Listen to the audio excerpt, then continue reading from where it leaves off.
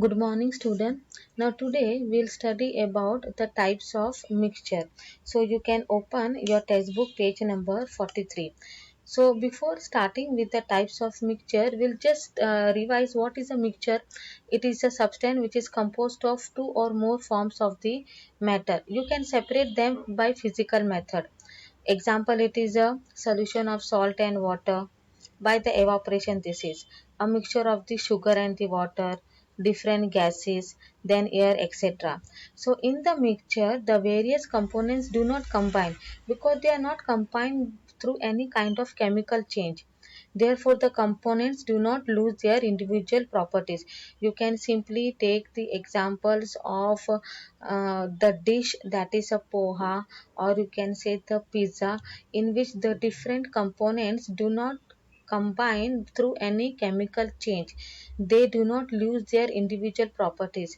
In a poha, you can say you have the flavor of curry leaves, then you have the flavor of chili, then you have the flavor of peanut, then you have the flavor of the lemon juice. So that is a mixture.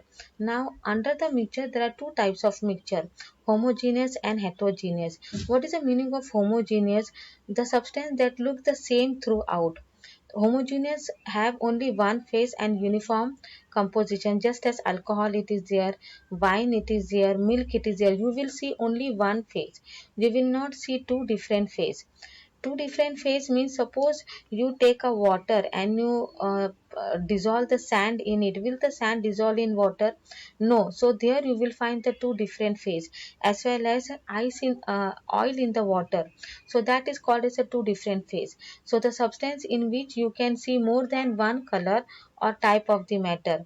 So heterogeneous substance have more than one phase and non-uniform composition.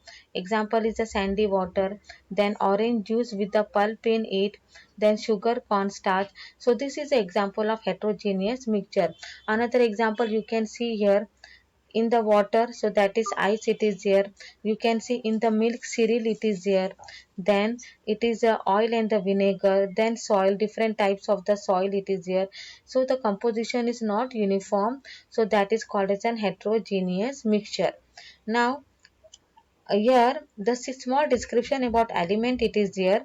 We have studied about the elements. Elements are further classified into metals, non-metals and the metalloid. This detail we will study in the next lesson, so that is metals and the non-metals. So only you understand what are the examples of the metals.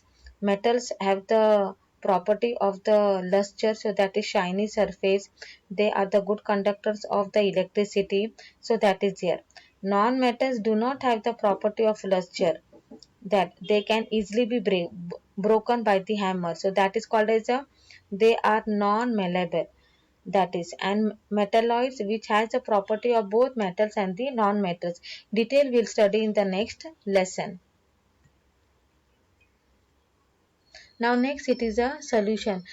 Solution is what? A homogeneous mixture is called as a solution. So solution is a homogeneous mixture of two or more substance. So what are the component in the solution? It has the two components. The component which is present in the larger quantity is called as a solvent, and which is present in the smaller quantity is called as a solute. You can just, it is given as in general. What is the meaning of solution? Solvent plus solute equal solution. You can take an example of sugar in the water. Sugar is taken in the smaller amount, so that is a solute. Water is taken in a larger quantity, so that is a solvent. Here example of tincture iodine is given. In tincture of iodine, iodine is a solute and alcohol is the solvent. Now there are the types of solution. These are classified on the physical state of the solute and the solvent.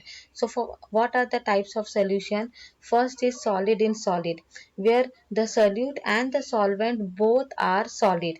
So you can give the example of alloys. We have studied copper plus zinc, so that is brass and bronze. So these are the alloys.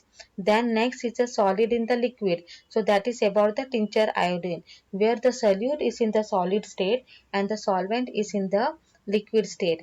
Next is gas in the liquid, where the solute is in the gas state and the solvent in the liquid, just as aerated drinks. So gas is, it is a carbon dioxide which is dissolved in the liquid, so that is aerated drinks. Next is gas in gas.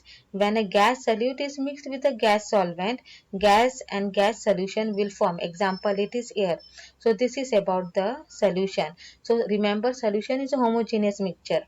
Next is a suspension. Suspension means it is a heterogeneous mixture in which the solute particles do not dissolve and remain suspended. You will see small particles throughout the solution. So that is called as a suspended throughout the solvent, and you can easily see that particles with a naked eye. For example, milk of magnesia, sand in water is a one simple example, even flour in the water. So that is the meaning of the suspension.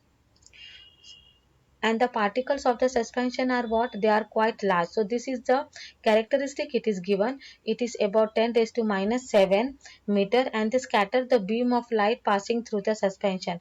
What is the meaning of scattering the beam of light? So that is called as a Tyndall effect. When you take a suspension and you pass the light, so that is flashlight, you will see these particles, and these particles they scattered, so that is called as a Tyndall effect. So this is a property of the suspension, the scattering of visible light by the particles. It can be suspension or the colloidal, is called as a Tyndall effect. The solution will not scatter the beam of light because the particles are not visible, but in the suspension the particles are visible. So what is given? A suspension is unstable. What is the meaning of that? If it is left undisturbed, you will find the solute particles settle down at the bottom of the containers. So the suspension can be separated by the process of the filtration. If you take a sand and the water, and if you left it undisturbed, that container, the sand will settle at the bottom of the container, and you can easily separate both by the method of the filtration. So that is about suspension. Next is a colloidal. So colloidal is a heterogeneous mixture in which the particles cannot be seen with the naked eye. What are the properties? It seems to be homogeneous, but actually it is an heterogeneous. Example of colloid is a milk. Milk is a colloid, blood is a colloid, their solution of the soap or detergent, these all are the colloidal solution. Why? Because why this is called as an heterogeneous? Because the solution, it is not transparent, it is an opaque. So the size of the colloid is between the size of the particles of solution and suspension, that is between nanometer 1 nanometer to 1000 nanometer. Particles cannot be seen with the naked eye. So here examples it is given. So the solutions are opaque. Translucent means they can only scatter the beam of the light, but you can't see the particles. That is the meaning of translucent. So it is given colloids are dispersed throughout the solvent. Particles of colloidal solution are not visible through the naked eye. They show Tyndall effect, that is they scatter the ray of the light. So this is about the colloidal solution. Colloidal is heterogeneous, suspension is heterogeneous, so both are heterogeneous. Next we come to the topic as valency. From the valency, how you deduce a molecular formula. Valency we have already studied. Valency, it is been defined by knowing the electronic configuration. How many electrons are there in the valence shell? From that you can define the valency. So that we had already studied.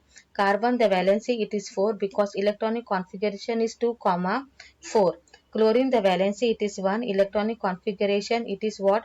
It is 2, 8, 7, and it accepts 1 electron, so its valency it is 1. Okay, and from this you will find out what it is a molecular formula. How to write? See here the step it is. Nitrogen valency it is 3 and hydrogen valency it is 1. So first write the symbol, then below the symbol the next step you write the valency, then cross multiplication. So that is N, then H3. No need to write 1 for that. Now next it is a carbon 4 and oxygen it is 2. So first write the symbol, below the symbol write the valency, then cross multiplication. So that is C2 then O4. Now here it is, while writing the molecular formula you have to remember that, just see that the number of constituent atom in the final molecular formula should be the smallest possible whole number. So there 2 and the 4 it is here, so divide this by the suitable number. So what you will get? If you divide this by 2, So here you will get 2 ones are 2 and here you will get 2 twos are 4. So it will come as CO2. So this I have explained which is there in the exercise. So whatever the remaining question it is there, so that I will give you.